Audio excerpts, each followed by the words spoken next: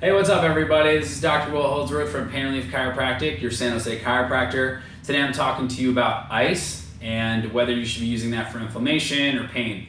In the first 36 hours of an injury, you want to be using ice to help reduce the swelling and inflammation in the area. The reason you want to get rid of the inflammation is because too much inflammation can cause compression, and you want blood to be flowing through that area to help circulate everything that needs to be going through and out of that area. After the 36 hours, the only reason you'd ever want to use ice is to help reduce pain. When you put ice on an area, it's a natural pain reliever, and it has no side effects unless you keep it on for too long. You're just going to get cold, you could get frostbite if you leave it on for too long. So how long is too long? Well, you don't want to leave ice on for longer than 20 minutes. If you put ice on an area, you want to give yourself 20 minutes of that being on that area with at least a 40-minute break. So in an hour, you can only ice one time. That's one way to do it. Another thing you can do is contrast therapy, which really helps with that first 36 hours of the inflammation.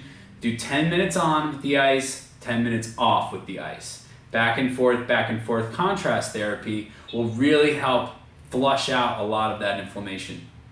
The thing about inflammation is you actually want it for healing properties. When there's too much, once again, that's too much. The body doesn't know when too much can be for certain injuries that can be kind of severe, especially with the ankle. You get a lot of inflammation too much, right? So you need to pump that out. But you do need some inflammation in an area, especially after that 36 hours, because inflammation has a lot of properties in it, a lot of little molecules that are helping do the healing part of the injury.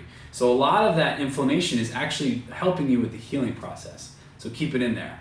Another quick tip I want to give you on ice before I go is use a wet towel to help conduct the ice from the ice itself to your tissues. So if you use a wet towel between the ice and your tissues, not only are you going to prevent any sort of freeze and burn, but you're also going to help accelerate the ice from getting into that area.